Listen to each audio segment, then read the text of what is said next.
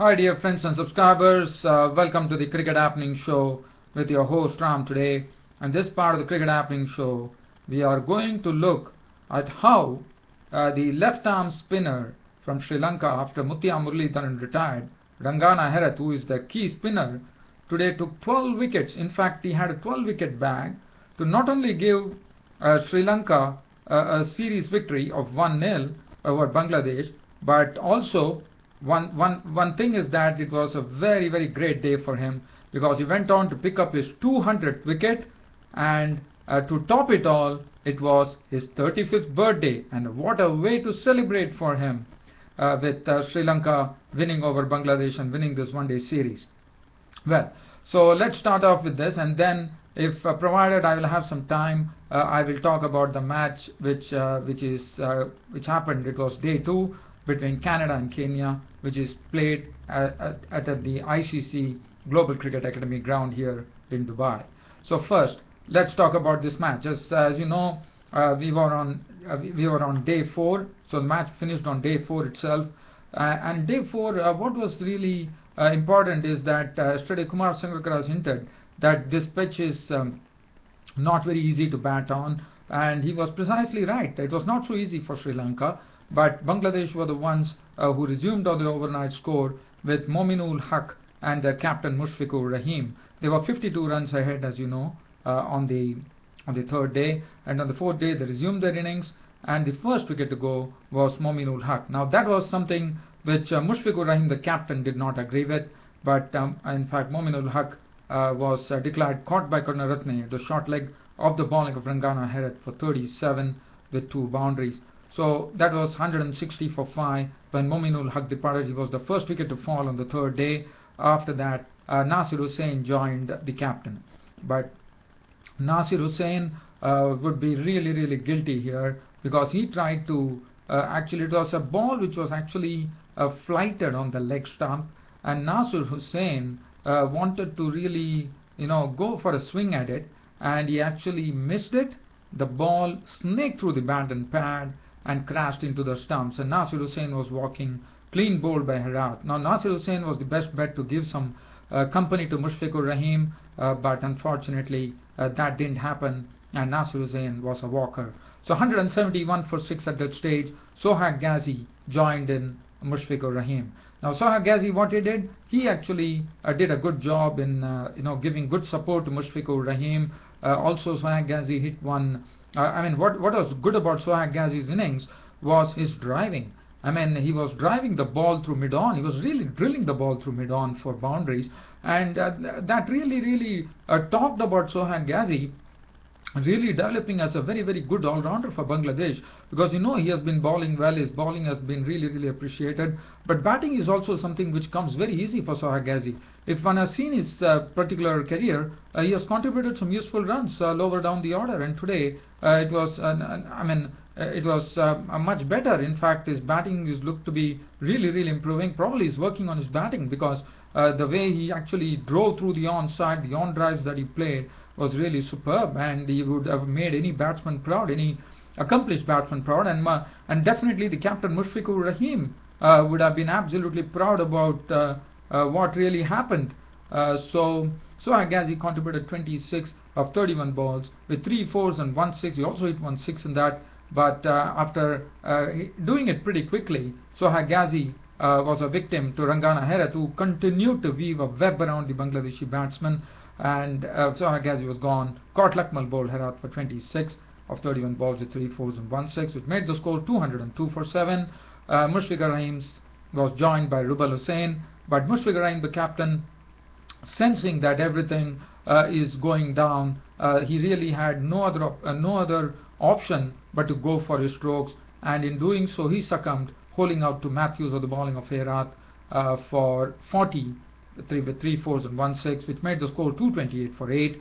Rubal Hussain and Abul Hassan joined him. Abul Hassan and Rubal Hussain were the crease, but Abul Hassan, as you know, he is the first person in the annals of Test history to have actually hit a century, coming in as number 9 batsman. So well, today he really showed some very big hitting with his knock of an unbeaten 25 with 1 4 and 2 6s. but he lost the but he lost the he didn't get much support from the tail enders, as Rubel Hussain was bowled by Dilshan for 7, and Shamin Dairanga cleaned up Rabiul Islam for 10, and that was all over for the Bangladesh. They were all out for 265, thus setting very not a very easy target under the particular circumstances, with the pitch playing lots of tricks there. So 260 was the score which was set for Sri Lanka to actually win this second test match and also win the series. For Bangladesh, for Sri Lanka, the bowling figures, well, let's talk about Rangana Herath, who finished with figures of 36 overs, 9 maidens, 89 runs and 7 wickets. He got a 12-wicket bag in this particular match. He was the man of the match. Not only that, he got his 200th test wicket. It's only Muralitharan and Shami Dawaz or the other players who have done it. So that was another pride. And as I said, it was his 35th birthday, and what a way to celebrate his birthday. And 2 wickets for Eranga for 39, 1 for 62 for Dilshan. And as far as the Sri Lanka were concerned, they were put onto the park chasing 160 for victory. In walked the openers Karunaratne and Dilshan, but Karunaratne was dismissed quite early. Even though Dilshan and Karunaratne put on 31 runs, the first wicket was Karunaratne, who was LBW, bowled by Rabiul Islam for 16 with 3 boundaries.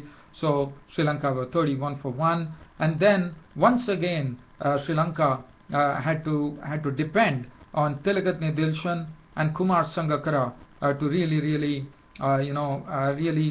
not really set any panic among the Sri Lankan batsmen.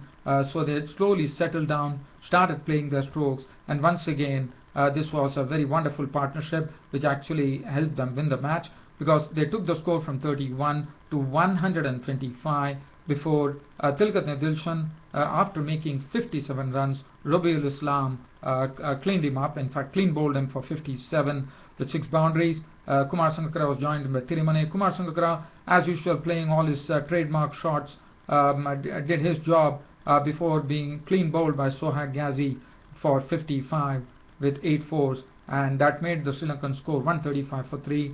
But then it was a mere formality, with Lahiru Thirimane making an unbeaten 13 with no boundaries, and Angelo Matthews, the captain, not out on 13 with 1 boundary, clinching the win for Sri Lanka.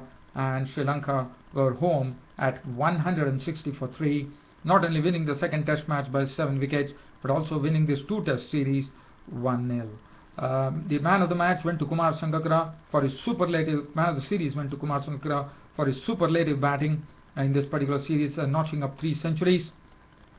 As far as Sri Lanka, the Bangladesh bowling card was concerned, Rabiul Islam was the wicket taker, but it was costly. 11 overs, none for 242. Abul Hassan bowled 4 overs, none for 21. Ghazi, 1 for 47. Rabiul Hassan, none for 16. Nasir Hussain, 4 overs for 11. Mahmudullah, 3 overs, none for 12. Ashraful, 3.4 overs, no maiden, none for 8. So one has to really commend the Sri Lankan batsmen for really playing in a very circumspect manner, but really taking their time at the crease. Even though the match got over on the I thought it was the 19th. So basically it was a 4-day match. Today was the day 4 in this particular match, and Bangladesh losing this match and thus losing the series. For Bangladesh, there have been a lot of positives to come out of the series. Now the show focus shifts on to the one-day international between Sri Lanka and Bangladesh. They have a lot of positives coming in. In fact, the batting of Mominul Haq, the batting of Sohag Ghazi, Ghazi's bowling and batting, well, he has only been improving after once he made his debut against West Indies. And Jarul Islam was pretty impressive, unless he played that rush of blood shot in the second innings. Mohammad Ashraful has been doing well, so there are a lot of gains. Mohammad Ashraful has hit the form at the right time for his team, which is very good news. Now Mahmudullah has been a big question mark. His batting was not good at all. He played some very sort of injudicious strokes. He played some senseless strokes, and Mahmudullah is someone who has to really work on the batting. And Mahmudullah, one only hopes that Mahmudullah also hit some form. And considering that without their kingpin Shakib al Hassan, who is absolutely 100%, whether it is batting, bowling or fielding, not there with them.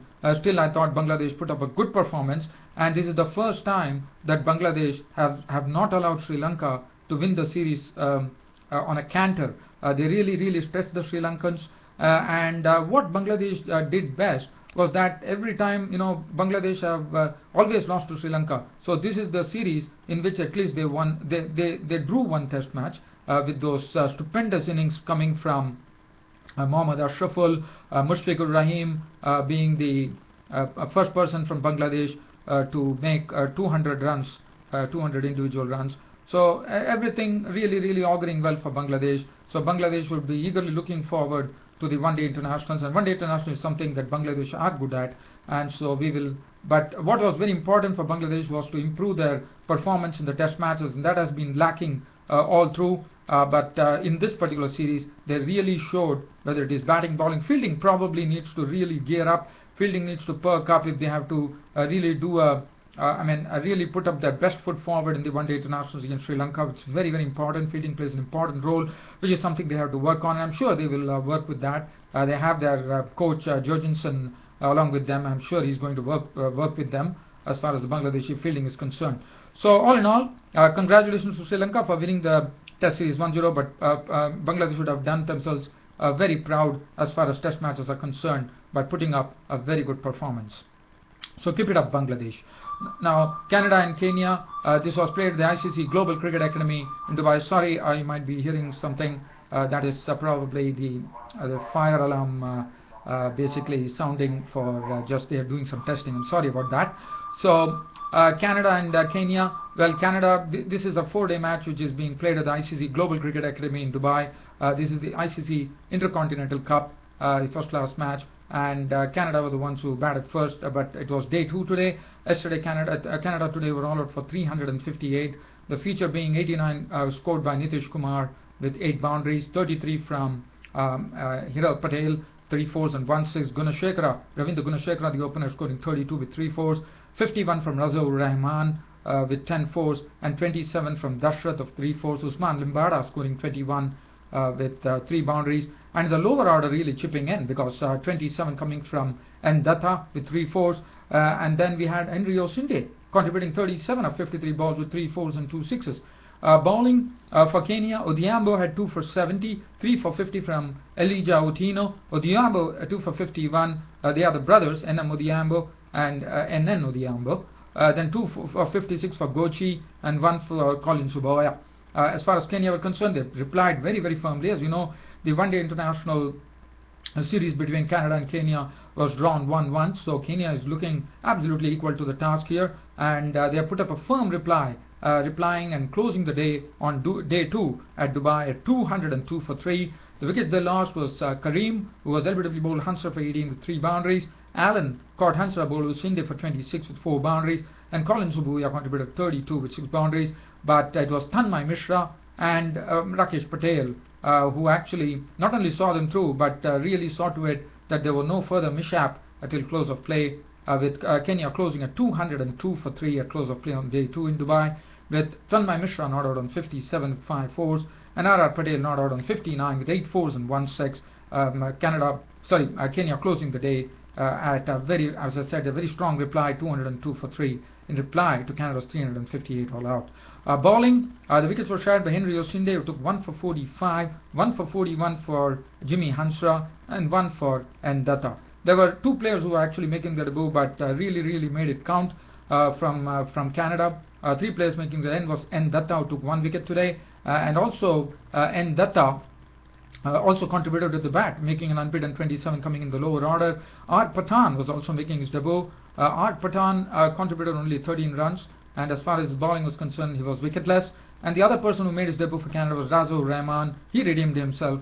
He really made a wonderful debut because he picked up a maiden 50. He had 51 to his name with 10 fours, and that was a very aggressive knock played by Razaur Rahman for Canada. Well, dear fans, friends and subscribers, on this note, dear friends and subscribers, your host Ram is leaving the cricket show for today, but hoping to see you all tomorrow in my next cricket show. Until then, it's goodbye. Thank you.